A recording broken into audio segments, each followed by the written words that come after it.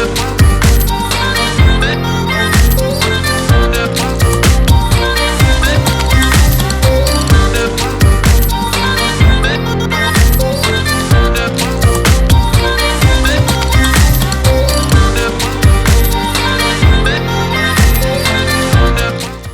morning, good morning, good morning. And thank you for joining me on another episode of the Roundtable Talk Show. I am your host, Sharifa Hardy, and I have some very interesting people I love to introduce you to.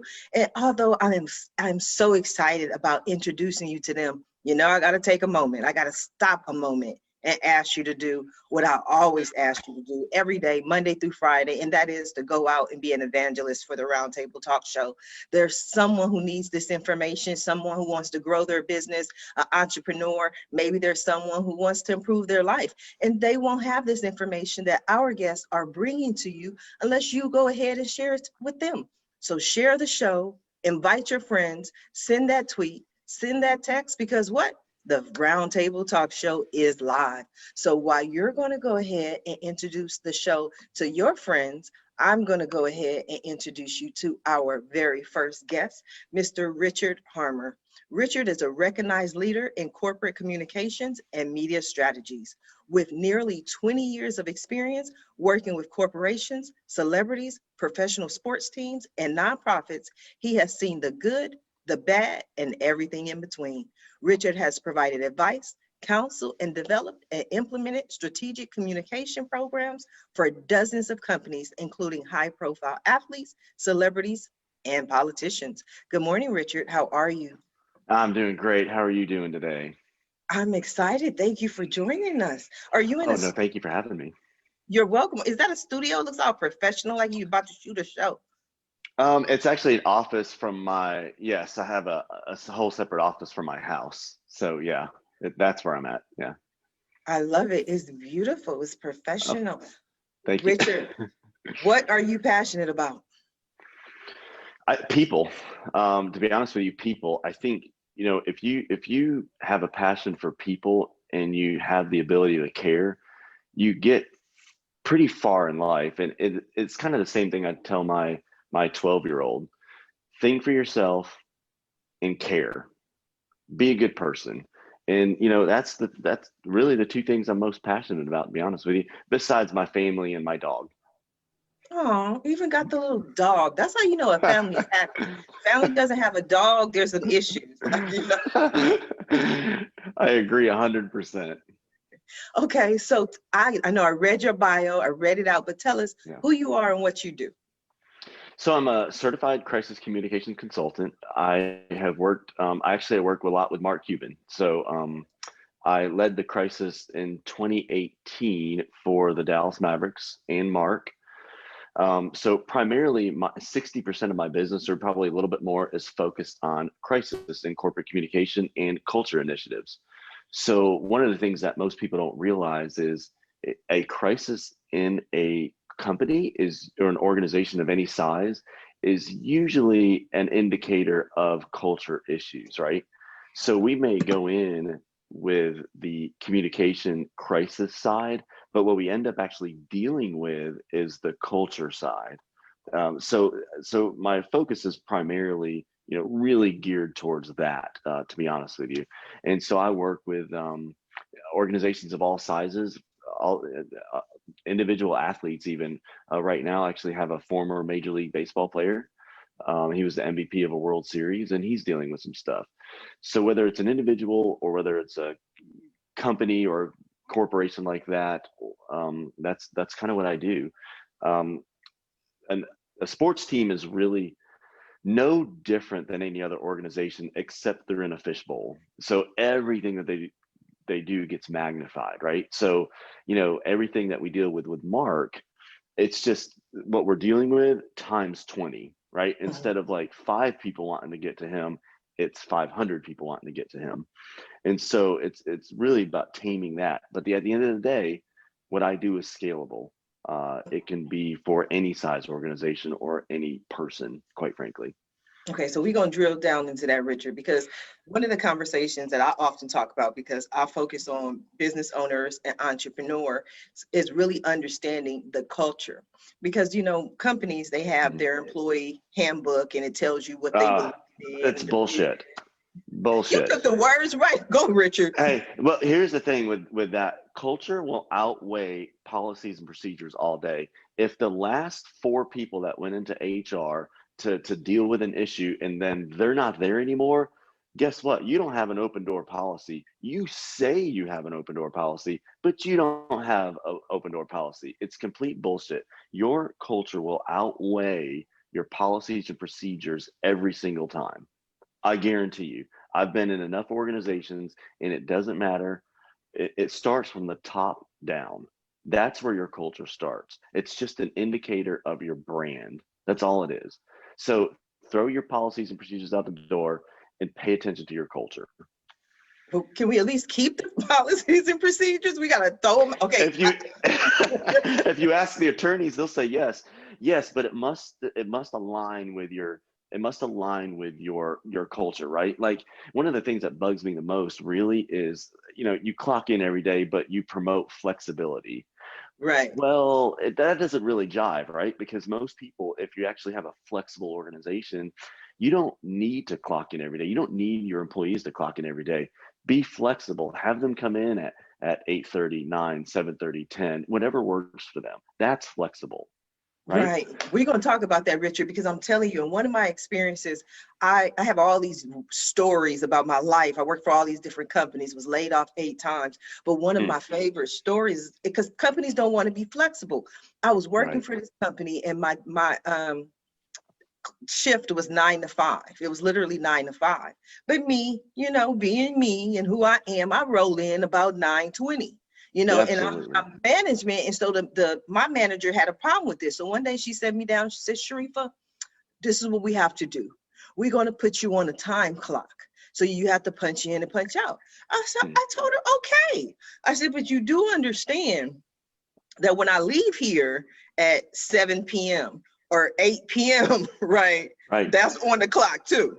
I never saw that time clock. So, companies, they don't want to be flexible. So I'm going to talk some more with you, Richard, but I want to go ahead and introduce our next guest, Miss Carrie Munson. Carrie is the founder of the brand Under Summers. Founded 9 years ago, she created her patented shortlet, anti-thigh chafing slip short to help women love their thighs without wearing shapewear. She started Under Summers while working as a speech language pathologist for her local school district. Good morning, Carrie. How are you? Hi, thank you for having me. You are so welcome. Okay, I need to hear this because this is all in my area about trying to fit things and wear things that actually, fit. I get it. I'm a transplant. I'm from Minnesota and I moved to Houston about. Ooh, how you doing? Are you okay? I'm okay now. It took me about 7 years to acclimate. But I was working in the schools as a speech pathologist. You are on the floors, you're out on the playground, you're also in meetings with, the administration and parents. And I needed something that was cool and comfortable and professional to wear to work. And so my story started there. I thought dresses, that's the perfect solution, except for I'm a woman with thighs and my thighs rub together. So if I see some heads nodding already, you know what this problem is if you've got it. And it's nothing to be ashamed about. It is what it is. Our thighs are made. It's like an infomercial. It's like, there's nothing to be ashamed of. You can admit that you have rubbing thigh. I'm sorry. Yes, That's awesome. The whole thigh gap thing, that's not me. You having flashbacks? You okay, Carrie? So at the time, this is almost 10 years ago, there was nothing on the market that was marketed for thigh chafing prevention. Shapewear was on the market. I'm not a shapewear girl. I have a chronic pain disorder called fibromyalgia, and I don't need any more discomfort in my life. I just wanted to wear something comfortable. And the other thing about things that we wear on our legs, shorts, is they ride up. And there's Yes, nothing, girl, preach. there is nothing less attractive than a woman pulling down her shorts. Yes. So all I wanted was something simple, right? Something that was comfortable, something that didn't ride up my legs when I walked, something that stopped my thigh chafing problem. And I also wanted it to be a single layer solution. I didn't want to have to wear underwear and a short under my dress because it's hot here. So I got on Google. I'm a wonderful Googler. I can find answers to any problem on there, like many of us. And I taught myself how to sew, make patterns. Next thing you know, I have this beautiful functional design that doesn't ride up when I walk. I got rid of the seams between the legs. So they will never rip and tear. I will never have a thigh chafing problem when wearing my shortlets. The fabric that I use is so silky soft and comfortable that you actually can wear it to bed and it feels like you're wearing nothing. So, so that's where my product idea came from. And, you know, I wasn't the only one who needed the product. So next thing I know, I'm sewing in my garage. I've got other women helping me sew in my garage. And 10 years later, I'm a, you know, internationally known brand of thigh chafing solutions. And we continue to do fun Amazing things. What did you say? That's amazing. That's great. I love that. So we continue to do fun and different things. I want women to not be embarrassed by their, you know, their shortlets. So we do fun colors and patterns and prints. And I say, if it accidentally shows, make it beautiful, right? Let it be seen. It's okay.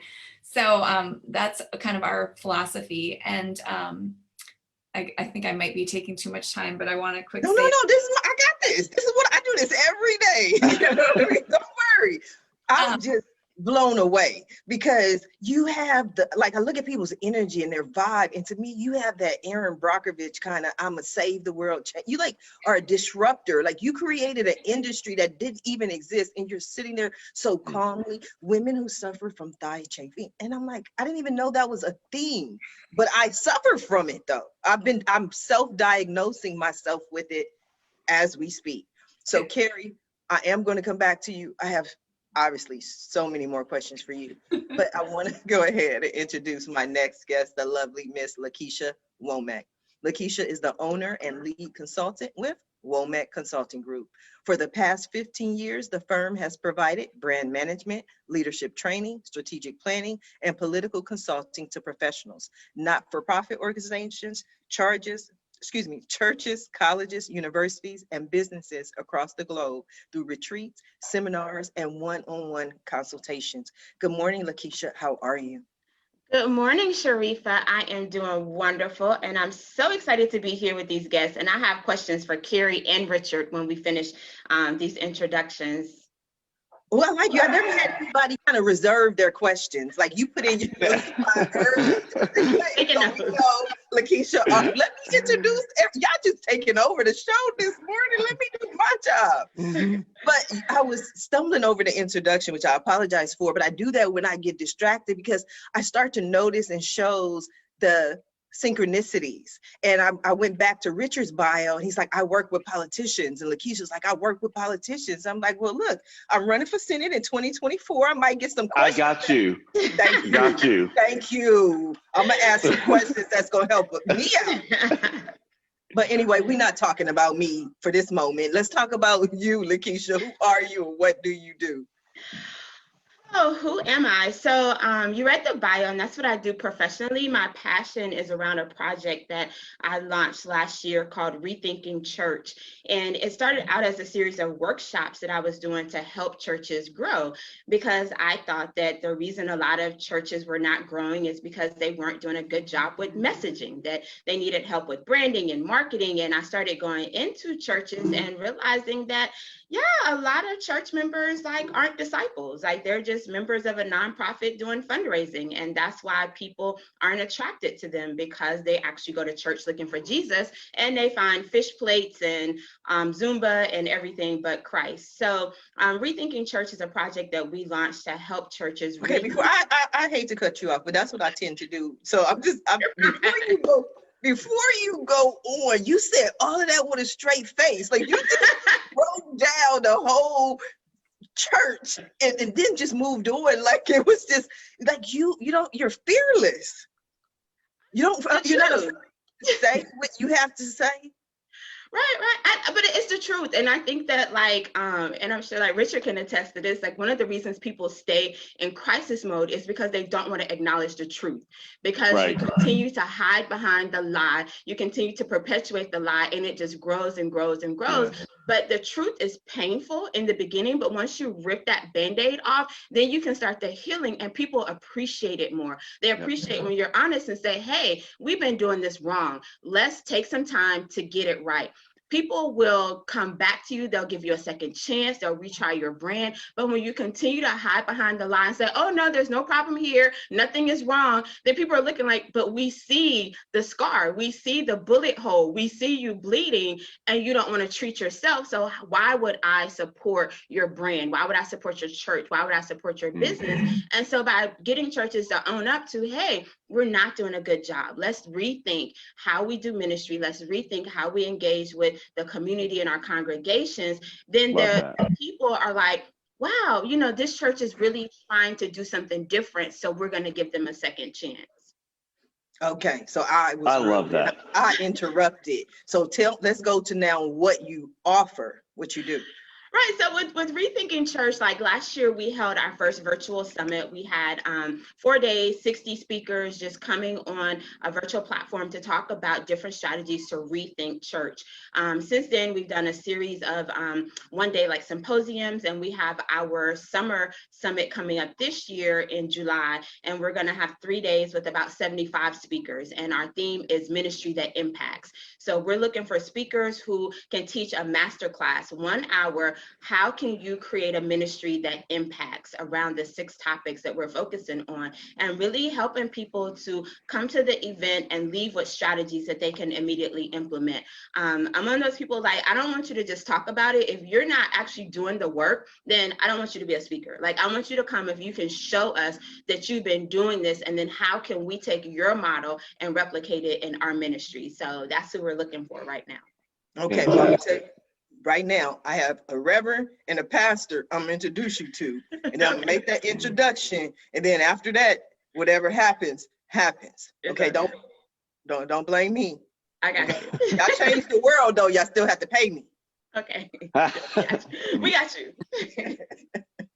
LaKesha, I'm going to come back to you, but I want to go ahead and introduce our next guest, the wonderful Miss Gaynor Paynter. Gaynor is a very experienced transcriber based in South Africa.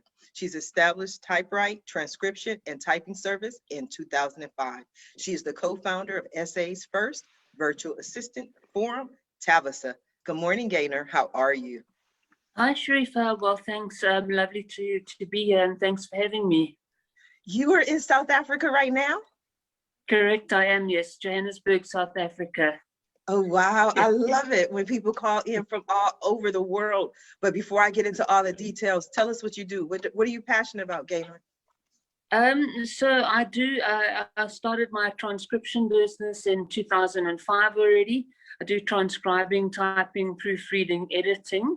And then along the way, myself and a colleague started up this TAVASA, which is our support forum for other transcribers, other VAs who basically trying to do the same as us, but we found there wasn't a lot of support, and we thought that that was something we could give back and provide support for.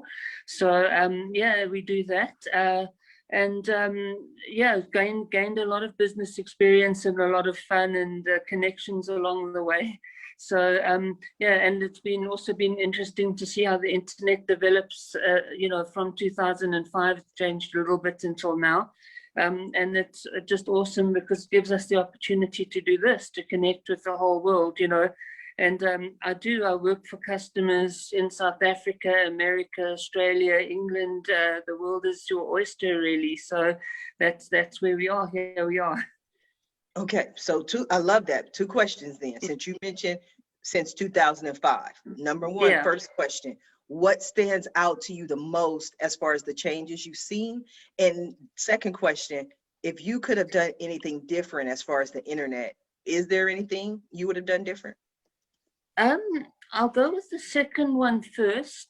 Not really. Honestly, I had my idea of being a virtual, we'll call it a virtual assistant, before the internet even caught up with what with what my idea was. So sort of 2005, ADSL came along, which allowed, before that, I don't know if you remember, but we still had dial-up, with the modems and all that, and that whilst it could be done, it was a little bit difficult, but now we've got ADSL, and then obviously along came fiber and everything else, which just makes it all so much easier. So yeah. No, I remember dial-up. I do. I remember what you would do is you would put the food on. No, you would start the food, and then you go start the dial-up, and then you go in the kitchen and cook the food, and then come back an hour later, and then you were connected through AOL. Yeah, so my first month or two in this business, I was doing that, and you can imagine the phone bill was pretty high, but we knew ADSL was coming, so luckily, and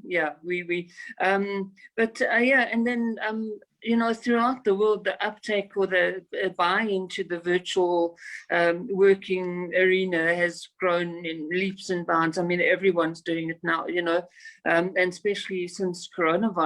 I mean, everyone's tapped into this virtual way of working. But we had quite a lot of work to do, especially here in South Africa, to let people know that this was an industry that existed and we could provide business services and that kind of thing.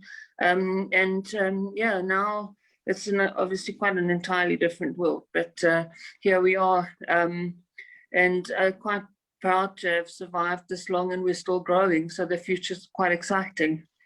That's wonderful. I definitely agree. I built my first website in 1994, launched my first radio show in 2009. So I've seen a lot of changes along this way. The one thing I would have done different is back in the days, I would have bought all the one-word domains. I would have just took my 1 month's salary and just all the domains I could buy. Yeah.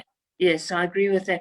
And what I possibly would have done differently is, I started off with one of those free websites with the free free domain hosting things, and honestly I would do that differently now. I wouldn't start with that, because you need to own your own domains to own your content, basically. So that's one of the things. I can't really think of much else that I would have done differently, but there probably is if I dig into it, but it's all gone step by step. No, I like that answer. That's good. I tell people that all the time. Own your own domain. Too many people want to just operate a business from Instagram, and that is not what to do. Instagram works, love it, talk to a lot of people, meet a lot of people through Instagram, follow people, but I have AskSharifa.com. Now I want to go over to Richard. Now, LaKesha says that you will attest to what she had to say about crisis and conflict. What were your thoughts on what LaKesha had to say? 100%. So I have a quick story here. So, I was just dealing with a church a while back, a pretty large ministry with 12,000 plus. Mm-hmm. We were dealing with everything from guns to suicide to threatening up shooting a family to removing the senior pastor to removing 4 members on the board and news. So, I mean, there was so much involved. Alcoholism with the senior pastor, there was so much involved in this. But she said one of the things that I love, which is so true, which is denial. When you talk about a church or really any organization, a lot of times what's happening is a cover up, right? So it's not a cover up like you would think, like an intentional cover up. It's more of a cover up in regards to people are just in denial that it's even happening, right? So whenever someone like me comes in there into the organization, the first thing we do is actually what LaKesha just said is expose the wound. You have to expose the wound. And in a crisis, the first thing you have to do is acknowledge the problem. And it's a big deal, because if you don't acknowledge it, not just through yourself, but throughout the entire organization, that something's happening, people will continue to be in denial about it. So unless you can assess it, you have to be able to see it first, right? You have to be able to acknowledge the issue. Once we get to that point, we can start addressing it. When you have a real crisis like this, there's a couple ways that you have to deal with it, and one of them is putting out the actual fire. If there's a kitchen in the fire, now is not the time to figure out how the fire started, right? Yes. You have to put out the fire, right? So while we're dealing with that, we're trying to figure out, okay, how deep does this fire go, right? So now we can start getting to how the wound happened and all that other stuff too. But you have to deal with the fire, put out the fire. So LaKesha, what you were saying is right on point. There has to be a single thread throughout every single organization. And, usually that thread can come down to one word. My thread for my organization, what I say, is clarity. So we create clarity in communications, right? That's what we do. So there's another company, theirs is people. They're all about people, right? So you have to be able to weave that into the process for dealing with the crisis. And if you can do that, you can not only come out ahead like they did, like my church client, but you can actually thrive and use it as a springboard to move forward, right? And another thing that most people don't think about is a crisis actually has a benefit. Let's take this example, right? We were dealing with alcoholism, right? When the church was founded by the guy's father 40 years ago, right? He founded the church based on, some basic principles, right? But just like in any organization, it doesn't matter if it's a church or a truck driving school, it doesn't really matter what it is, right? You can actually take a crisis and springboard forward, but you have to do one thing. You now have to accept that with this organization, now, guess what? You become an advocate for addiction. You didn't ask for that. You didn't ask to be an advocate for addiction, but guess who's an advocate for addiction, right? So what Mark Cuban did and what we did with the Dallas Mavericks was very much the same thing, right? We took an inequality for women, for African American, for anybody, for equality, and guess what Mark Cuban is out there doing now? He has become a leader and a force for those principles, those things that he now stands on. He didn't ask for that when he bought a basketball team X amount of years ago, right? But guess what? He has fully embraced equality. And that's what you have to do as an organization after a crisis. If you can do that and you don't just talk about it, you put your money where your mouth is. And an apology is expensive. It's very expensive. But if you do it the right way, you can not only get a return, you can actually thrive directly because of it. Yes. And it works, and I've seen it.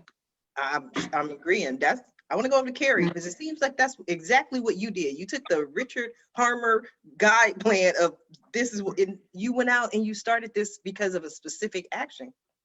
I did. And it's so interesting that you're talking about addiction and recovery, because that's part of my journey. I'm a recovering alcoholic, and what Under Summers has allowed me to do, aside from provide great products for women and solve their thigh chafing, issues. My husband, who's a retired Marine, we started a nonprofit for veterans called Fob Razor, and we do peer supported groups and one-on-one sessions to help with addiction, recovery, PTSD. Those are all things that my husband lives and breathes, and I do too. It's our world. So my thread in my business is service. Part of the recovery model is being of service to another person, another organization. So I served as a speech pathologist. It's in me. I was a teacher. I'm a child of two teachers. So it started there. And then my company, one of our biggest things that we say, so where I find our values are, they come right from my mouth. What do I always say, right? And so we have to be of service to our customers. We might be sitting behind a computer screen and a keyboard, but we are of service to them. Our products provide a service, all of our words in our customer service. And then now I have this wonderful nonprofit that I'm running that is of service to all of these men and women who need support and ongoing support. Ours is a lifelong battle. You don't recover. You're recovering always from addiction and alcoholism and PTSD. So we're of service. And so that's I love that. That's incredible. That is absolutely incredible. You know, I'm writing a book right now called Don't Assume There's Toilet Paper. We can get to that later or whatever. But the whole thing is we assume that we go into starting a business for one purpose, right? But what we don't realize is that purpose becomes our purpose. That purpose becomes a reason for us to move forward. I deal with social anxiety on a regular basis. I'm in communication, I'm in media, I act as a spokesperson. It seems completely counterintuitive to what I do. But you know what though? Just like you, I'm not afraid to talk about it. And I'm also not afraid to make it a part of me. When I talk about clarity, I talk about that you have to be transparent in everything that you do, right? That's clarity. That's true clarity. And you can actually probably relate to many people out there that are dealing with both chafing and addiction. You have a voice. You have a voice. And the fact that you're using one word as that one word service that you can weave and thread throughout the entire organization of everything that you do, that's remarkable. I love that. It's complete. That's wonderful. I do too. If you are just now tuning into the show, we are having a great conversation today. Go ahead and join us, and please go ahead and share the show. Now, I did want to say before going on, because I did tell LaKesha I was going to allow her to go ahead and ask her questions, but I would say my word is talk. Like, because I always share the fact that I used to be a little bit envious of people who always knew what they wanted to do. Like those people who, like, I know I'm going to be a teacher, you know, like you said, your parents were both teachers. There's something in you, or a doctor, whatever it is. I don't care, a pediatrician. I never really felt that vibe, but I've been talking like nonstop since, you know, forever. And my mom was like, if you say one more word, I was like, but my mom, why, mom? Why that man got that jacket on? Why that lady laughing? Why? And that was just me. And now I'm a talk show host. My whole thing is let's talk about it. I believe that change starts with the conversation. So I definitely agree. So I'm going to ask you, LaKesha, before you ask your questions, what would you say is your word? Oh, what is my word? I think my word is action. Like, I'm not one of those people who, I don't talk a lot. So don't talk about it, be about it. Right. So I'm one of those people, like, you know, if I walk into a room, people are like, oh, she's anti-socialist, she's quiet. But usually, like, I'm sizing up, like, all right, what needs to be done? What's missing? What needs to happen? And I'm the person that when I do say something, it's like, all right, this is what we need to do. And people are like, whoa, where'd that come from? And it's because, like, I've been kind of watching the dynamic. So my word is definitely action. And as a consultant, that's what I help my clients to do. I'm their accountability partner to take action, because I have so many people that come to me with so many great ideas, and it never fails that like a year later, they're in the same position because they didn't take action. And it's not that people don't have great ideas. It's not that, you know, there's not money out there, but it's just that most people don't have the fortitude to take action. And so that's what I wanted to ask Carrie, like, how did you go from like sewing in your garage to scaling? Because that's something that a lot of people struggle with. Like, they have the great idea, they're doing it on a small scale, but how do you get to becoming like an international brand? It's like a lot of action. One of my favorite quotes is a goal without a plan is just a dream. Right. And I like to put in action in there, a goal without an action plan, a strategic action plan. You know, I think that I was patient. It doesn't happen overnight for most of us. You know, we hear the stories where it, you know, you just become a huge brand. But for most of us, that's not how it works. So I would say that it was daily work every day, you know, one foot in front of the other. And just, it's a journey, right? You start out with just the procedures of how to get these products made, right? I mean, I started at the very basics. It was just procedural. How do I do it? How do I get this thing working? And then, you know, slowly, step by step, action by action, every single day, you know, it became about developing my product, you know, persona and my customer base and thinking about those kind of things. And then it became about testing the waters in different places and different mediums, you know, presenting my products in different places. And then, you know, and then you cycle back through all of these things, you know, your people, places, things, and what you're making. And it's just a process. It's a process of going through the motions of. Did you want to she said something that I just want to point out there. She said journey, right? So most of the time, one of the biggest mistakes, people get focused on the destination, right? But you have to immerse yourself in the journey. The destination is no more important than the journey, because 9 times out of 10, the destination will not be there. The destination is going to move. And going back to LaKesha's point, action, I love that. You know how that little saying we all say, yeah, I'm just going through the motions. Yes. Motions does not, there's no result out of emotion, right? You don't get a result. You're just going through the motions. So for you, LaKesha, to say action, and for you to do it, Carrie, it's remarkable, because it's 2 successful people that are taking action, that are doing something about it. And they're not so focused on the destination. You're focused on the journey. The destination is no more important than the journey. And it's something that we forget about daily. We forget about it. You know, people want to do all these aspiring things, but they don't immerse themselves in the process. So yes, I definitely agree. And I like what LaKesha said as well, when you made the clarification about coaches. That's what I tell people. I am not a coach. I'm a consultant. Yes. Give you some action things to do, you go do them. I don't want to sit with you every week and talk about what you're doing and how you feel about what you're doing. I don't know. Like, these are the things, the steps that you need to take. And I know you had a question for Richard, LaKesha, but I wanted to find out Gaynor's word before we lost track of time. Sure. Yeah, great. Thanks for asking. My word is tweak.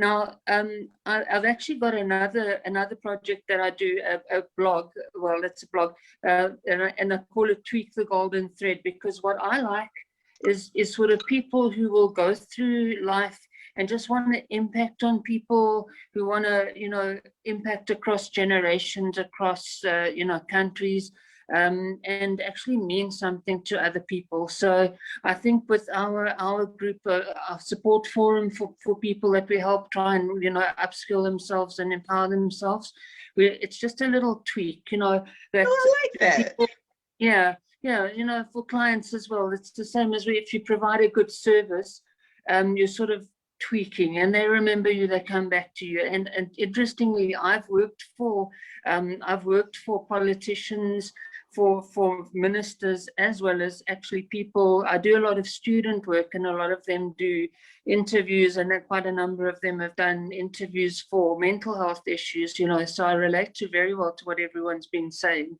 And yeah, that's the word that I don't necessarily come in there like a big burning flame, but I hope that people will remember the input that I've had with them.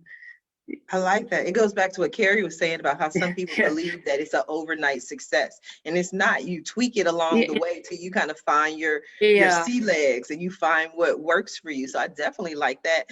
Now, LaKesha, you said you had a question for Richard.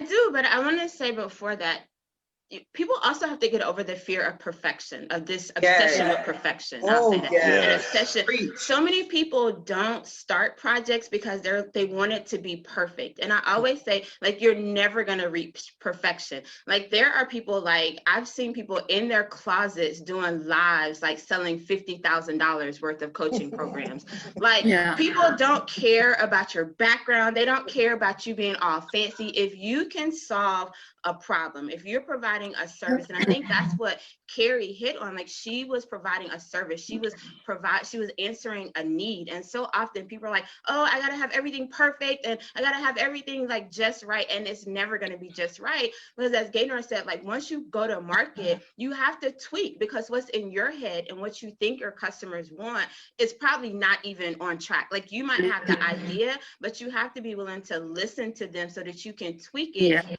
get to that perfection that you're looking for. But for Richard, so my question Wait, before you, I just want to say, before we ask Richard this question, I was over here screaming and like, yes, girl, I can relate. No, because I tell people this story. My mother's name, Patricia, right? And my mother has 8 brothers and sisters. And so she grew up with the nickname Perfect Patty, because everything had to be perfect. And then I tell people, okay, but just imagine being Perfect Patty's daughter. Okay, like nothing was ever, so, you know, so I had to get to the point, I'll be 45 this month, where I'm just okay with me. Like, I just had to relax and let go of this idea of perfection, which was in my head and in my spirit for so long. So I definitely agree. So I didn't mean to interrupt, but I do. That's who I am. Wow. But so answer your question, LaKesha. She talks. I talk. So I tried to warn you. We love it. We love it. So for Richard, like, I want to know, because I work with people who sometimes find themselves in crisis, and the hardest thing is to get them to own it. So what do you do to get people to own it? Because like, there's so much resistance, and there, like, people, like, this cover up mentality is so ingrained in people. Like, how do you kind of walk them through or massage them to just be like, yo, like, you gotta own it? And if people would look, like our former president, one of the things that made him so successful was he owned his crap. Like, no matter what it was, like, he never apologized for it. He was never like, you know, I'm sorry, I didn't mean to. He was like, yo, this is who I am. And people love that. They love it when you own your crap, no matter how smelly, stinky, nasty it is. If you own your crap, like, people love that. So how do you get people to own their crap? So there's actually two ways of looking at it. If you're in a crisis, the word empathy is always a go-to, right? So you have to get them to see it from the other side. So when we address like all the stakeholders, we actually start with the victim or who it was directly affected, to where if you go to the legal department or whomever, they're going to start with the organization. How is our organization affected by this? Well, if you're doing that, and if you're looking at it from that perspective, the only thing that you're going to do is try to protect the organization. Right. When you're not empathizing with the victim or who was actually affected by it first, right? Yeah. So, and it doesn't really matter what it is. So just by that word empathy, most people, unless they're, completely off the rocker, will actually come in and own that for that purpose, for that, so the victim can be apologized to, so we can start the right, because at the end of the day, most things that we come across or most crises, it's not life or death. Right. Like, see, we tend to think like it's life or death, when in the reality is you got your own world, Carrie's got her own world, LaKesha's got her own world, Gaynor's got her own world. So you're immersed in your own world every single day. In other words, we're not caring about your shit 90% of the time like you think we are. We're just not. And so everyone thinks that we're just, that all they're thinking about is me. All they're thinking about, it's like, no. They have a life. They had 2 kids, they're dealing with all this other stuff, right? So we have to get our mindset thinking about first empathizing with whoever's been affected, right? And we have to get the person that had the crisis to see it that way. And when you can convince them that their stuff is not as important as they think, man, that's a game changer. I was talking to a senior pastor on that same story that I was telling you earlier, right? It was the founding pastor of this organization. I told him, I said, you, Mike, are not as important as you think you are. Right. And you know what he said? Well, what is that supposed to mean? 60% of everyone that's in the congregation today has no idea who he is, because he hasn't been a presence in the organization for more than 4 years, right? So that time has sort of passed him. But here's what I also tell him. I say, what you built can outlast you. That is Yes. more important than having your name still attached to the organization today. Yeah. Right? So are you, Right. what are you doing this for? Are you doing this for yourself or for the kingdom? Because if you're Mhm. going to do this for yourself, there's a finite, you're going to die one day, right? We're all going to die one day. That's Mhm. finite. But if you're doing this to have an everlasting impression on the world and the kingdom as a whole, you're going to let this thing go. You know what he did? Resign from the board Oh, wow. with his wife. Well, Once he realized that he was not as important to the organization as he once was, and that what he built can go beyond him, that matters. That's a legacy, right? Okay, so Richard, this is what we done, right? We just booked you as a speaker at LaKesha's event. Okay, so Yeah, we did. We actually did that, like in the chat. okay, good. I didn't. I got having private conversations without me. Oh, we can. I'm gonna have Hey, to pay you a referral fee. Okay, that's all that matters. I'm like, wait a minute. No, mailbox but money. yes, but that's good. That's great. I love the way. What were your thoughts on what Richard just had to say, LaKesha?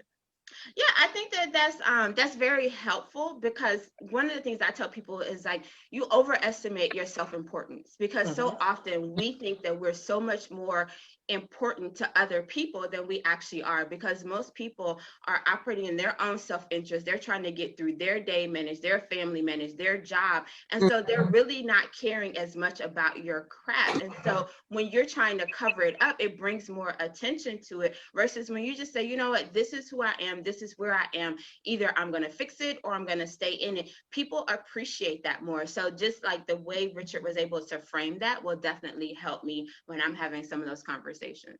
yeah. Okay. Yeah, and Carrie, and going back to Carrie here, for you to own and say, like, look, Richard, it's funny that you bring that up. You know, I have dealt with addiction. You know, like, that's owning something, right? But that's also providing a service to other people and saying it's okay to talk about it.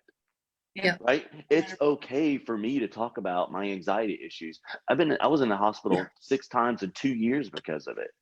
Right? Because it's hard for me to go in a restaurant. Target's the worst, by the way. The colors, the red, the lights, the people, it drives me crazy.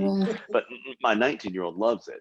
But at the end of the day, I know where my thresholds are. But I'm also saying, like, hey, I'm okay to talk about it because I'm not the only one dealing with this shit. Other people are dealing with it too. Right. So I want to go back over to Carrie on that same exact point. When you started talking about it and building your business, did people kind of, because sometimes they don't take you serious that you're going to build a whole business out of chafing thighs? I would say I was married at the time to someone else, and I don't think he totally understood what my product was for. And so I think there was some disconnect in our family about what we were doing, what I was doing. And so people who don't know what thigh chafing is and how bad it is, they don't get it. It's like, it just doesn't make sense. But if you have had thigh chafing and you know that burn, that terrible feeling, and you've had the blood rushing out of your skin, and they were like mind blown. Yes, we need this product on the market, right?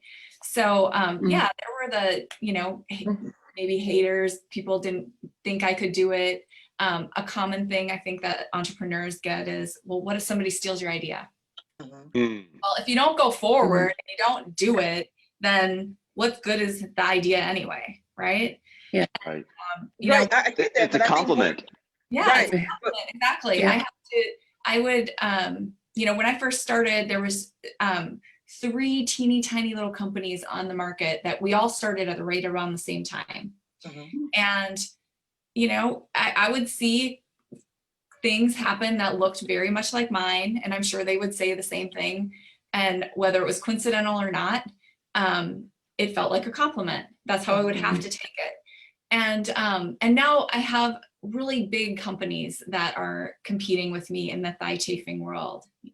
And I have to just say, you know what, I had a great idea. It's part of the curve of developing a new product. And I'm still existing. I'm still here because I have a great product, a really great product. And so it is part of the journey. It's part of the process of, getting competition, having the haters, having people who are supporting you along the way. And it takes a thick skin, really, to put some of that stuff aside.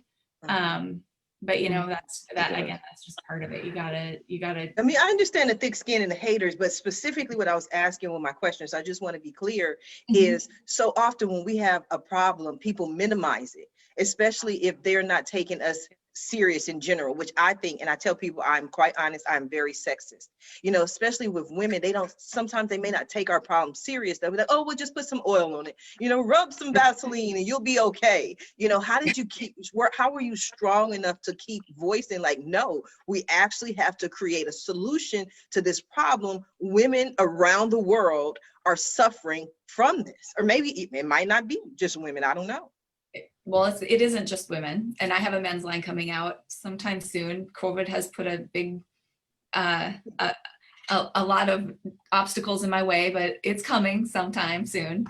But I think labeling it, giving it a name, being direct and specific, and just continuing to do it helps to let people talk about it. They get more comfortable with the idea of talking about it. And, but I think labeling it and being upfront about it. So at first I was kind of afraid. I'm not a chatty person. I'm not a talkative person. So I was timid at first. How do I convey what this product is for? And eventually I got bolder and more comfortable saying it's a thigh chafing prevention product. That's what I like that. I like that. But labeling it, I think is a big, it helps shut people down if they are minimizing it. I just named it. I mean, a short line is my made up word for a product to stop thigh chafing. I made up that word so I would have something to call it. What's the website? My website is undersummers.com because I made them to wear under summer dresses. Wow. And I think one thing that you talked about with competition, like so often people are afraid of competition, but competition actually validates your product. Because if there are more products on the market, then people are like, oh, it really is an issue. I always use the example, you hardly ever see a McDonald's where there isn't a Burger King or a Wendy's in a nearby vicinity. Because market research shows if you give people options, they're more likely to choose one versus if it's or nothing, then they're more likely to choose nothing. So I think that too often business owners are afraid of competition or like, oh, well, someone else is already doing it. Well, you figure out how you can do it differently and who you're going to serve within that market. Like if I want good French fries, I'm going to McDonald's. If I want a good spicy chicken sandwich, then I'm going to Wendy's because I know what they offer that I like on their menu. And that's the thing that we really have to recognize as business owners is that you can have a million people doing the same thing, but they're not going to do it the same way. Elon Musk said, when somebody asked him, they said, are you worried about someone else like Porsche coming into the electric car market? You know what Elon Musk said? He said, I certainly hope they do. Why would he say that, right? That's direct competition. Because so many people, there is this, people didn't want to look at electric cars like they do today, directly because Porsche and Tesla and all these other companies are entering the market. It just gave him more validity to what you're saying, LaKesha, that his product is viable. Now he's one of the wealthiest people in the world because people are just jumping on board. Absolutely. It gave more exposure to, it was needed in the market. So Carrie, I love that approach. I think it's a perfect approach. I feel like it pushes you too. When you have very little competition and it's small, you're like treading water kind of. Yes, You have competition, you're like full on sprinting, right? Right, absolutely. Now we are coming down to the last few minutes of the show, and what I love to do at the end of every show is just simply allow my guests the opportunity to speak directly to the audience, to everyone who is watching the show live, as well as everyone who is watching it in the archives, and let them know what you want them to take away from your appearance here today, and we didn't give you much time, so we're going to start with you, Gaynor. Thank you. Yeah, I've really just enjoyed listening to everybody, and I do appreciate the time. So what I wanted to just say to people is, sometimes it can really feel like there's a lot of boulders or obstacles in your way, especially maybe now with the pandemic, as Carrie said, it's kind of shutting things down right now. So I just wanted to say, don't let anyone discourage you. Believe in yourself. Things can be done. Even my business is growing now. I'm bringing on a partner, and the world is opening up to different ideas, to different opportunities with virtual. There's no boundaries, even in terms of international boundaries. You can work like for anywhere, so from anywhere to anywhere. So I just wanted to say, just believe in yourself. If anyone wants to have a look at what I do, and I have some resources available for people in my industry, they need to just go to the website www.typewritetranscription.co.za. I have an ebook there that I wrote, how to get started in this kind of industry and everything. And yeah, you can do it. Just if you believe enough, you're prepared to put in the work, you can do it. Absolutely. So that's what I want audience to get. Thank you, Gaynor. Thank you. Couple of minutes. Thanks for having me. Oh, you are very welcome. Couple of minutes left. Going to go over to Carrie. What should our viewers take away from your appearance? Well, in business, small business, nothing gets done without a strategic plan. That has to be done. It is the action that we do. It's the plan. And you start out with your big vision. What do you want? And you might not know it at first, but eventually you come to it. Like I came to mine, that it's service. But if you do have thigh chafing problems, please go to my website at undersummers.com and check out our products. And if you are a veteran or know a veteran who's suffering from PTSD or addiction issues, please visit our website at fobrazor.org, and it's a razor with an S. We don't have time for that story today, so fobrazor.org if you'd like to check out what my husband and I are doing to serve veterans. Why y'all trying to take away all my stories? I need to find out about your story and why we can't assume there's toilet paper. Like, what is going on here? Richard, what do you have for us? In a crisis, many times it's just a symptom of a larger culture issue. So, go back and look at your culture again. Go back and establish why you started the organization, right? And because at the time of a crisis, it's the opportunity to look at the organization as a whole, to address culture issues, right? So care about your people, think for yourself, do the right thing, and you will always fall on the right side of the track. So rwharmer.com is my website. I mean, corporate communications, crisis communication, just culture and crisis go hand in hand. Yes, thank you, Richard. LaKesha, what do you have for us? Well, I want to say thank you so much for having me on your show, and thank you for these amazing guests. I actually learned a lot today, which is always a bonus.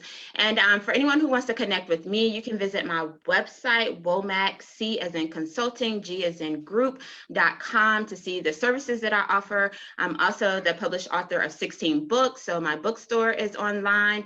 If you want to connect with me on Facebook, check out hashtag Rethinking Church Strategies, where you can see the work that we're doing and that we have planned for July, and also some of our previous conferences that we've hosted, just to provide tools and resources for ministry leaders to rethink church.